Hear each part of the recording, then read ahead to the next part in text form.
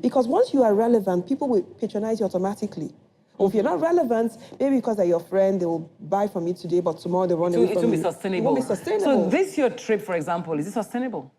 Oh, absolutely. I mean, Paul was just saying that if we have a platform where the Nigerians and diaspora can invest through, so whether it's impact investing, where there's a platform that people who are interested in, say, for example, the medical sector, you know, we don't have good hospitals. That's a huge opportunity. There's the real estate angle to it, but there's also the medical aspect to it. There's always a real estate angle to There is, everything. even the studio where we are. Because the shelter. You know? Yes, there is, absolutely. Nollywood is a huge industry. It's contributing to Nigeria's GDP, and there's a massive real estate aspect to it. We don't have studios, good quality studios. That's real estate. So real estate contributes to the economy, but it's not really just about real estate. It's about creating that platform where people can invest in a way that is organized, and like he said, and they can be sure their money is safe. They can be sure that their money is safe. So creative financing, for example, Nigerians in diaspora, for them to invest in our sector, in the real estate sector, they need proper financing. Nigeria, we don't have a good mortgage system.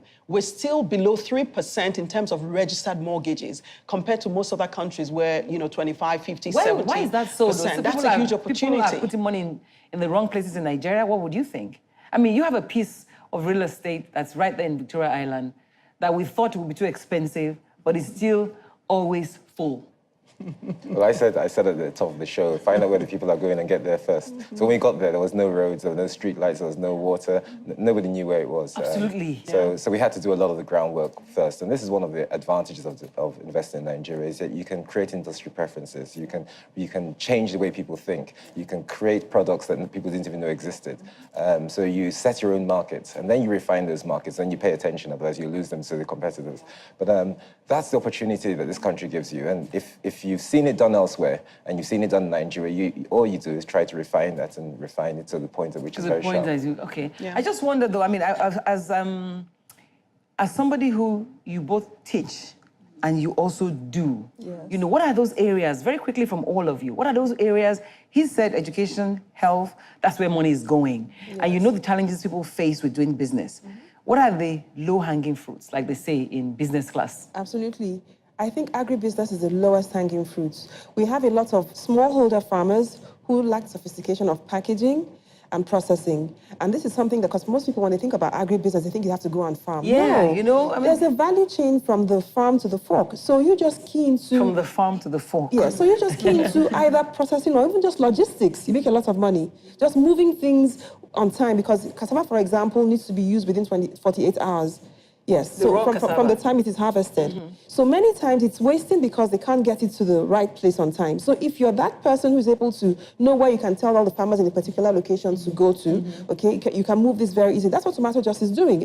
A girl from Harvard who came to Nigeria, saw how expensive tomatoes... Yes, you know, diaspora, yeah. So there's logistics, there's processing, there's packaging. Real fruit, to reduce post-harvest losses, is simply drying up fruits that would have been left to rot. Okay, so we should be glad, though, that these opportunities exist and we're trying to bring the professionals who are away back home. But you must admit that it is not for the faint-hearted. I want Paul to address that. You built your roads, you put the light, you created something. Why didn't you just get angry and go back and earn a good pay in the UK? Well, it's not for the faint-hearted, you're right. But you can get angry, go back, and go through a different kind of pain in the UK. Exactly. So, you know, I've lived in the UK, I've lived in New York, and I've been to a substantial part of the world, and there's nowhere without pain. The good thing about Nigeria is that you could actually see the pain coming.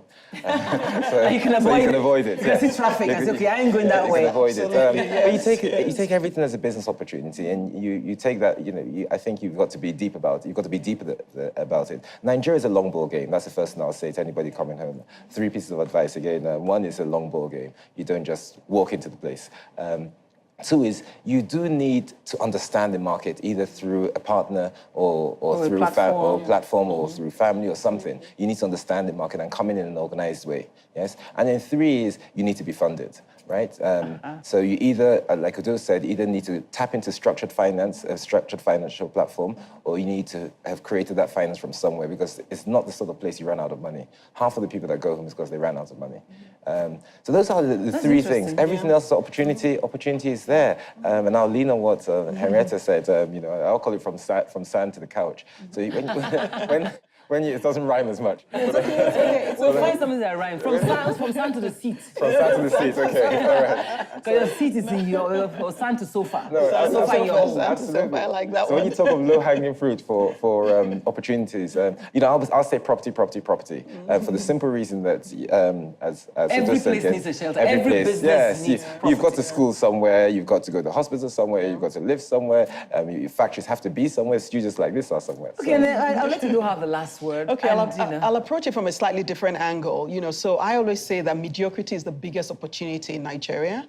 So just by raising your standards in any industry, whether it's real estate, where quality is a problem, to agriculture, to fashion, Nollywood, once you can raise standards, and those overseas are used to top standards. So bring those standards to Nigeria. Nigeria is a great investment destination. So for me, quality, raising those standards, and two, finally, transforming your mindset. The question you asked for. I wanted you to end on that. Yes. The Nigerian mindset has to change. Yes, absolutely. Give me one thing that should change. Yes. What should change? Thinking that Nigeria is a basket case. It's not a basket case. We are the solution to the problem. We shouldn't ask what Nigeria can do. We should ask, what can we do for Nigeria? Classic GFK. Yes. Excellence. Olympic mindsets. I think everybody should have an Olympic mindset. Try to do the very best you can, given the resources you have. Yeah. Is that acceptable?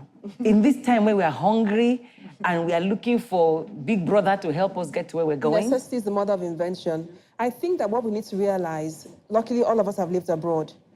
There's no paradise anywhere. Yeah. The problems in Nigeria are only different, but the opportunities here are bigger than anywhere else in the world. So just realize that if you go to New York or America or Europe, you're going to find different problems. So let's face ours squarely and take advantage of the opportunities. Felix, thank you very much for being on the set. I appreciate your presence. I've been educated, and I know that real estate is where I should be going. But beyond that, I mean, there's so many opportunities. Take advantage of them, and hopefully you will come and invest in Nigeria. Thank you very much for watching the show today. Thank you for being my guests. Thank you. I'll see you again next week. Bye. Thank you.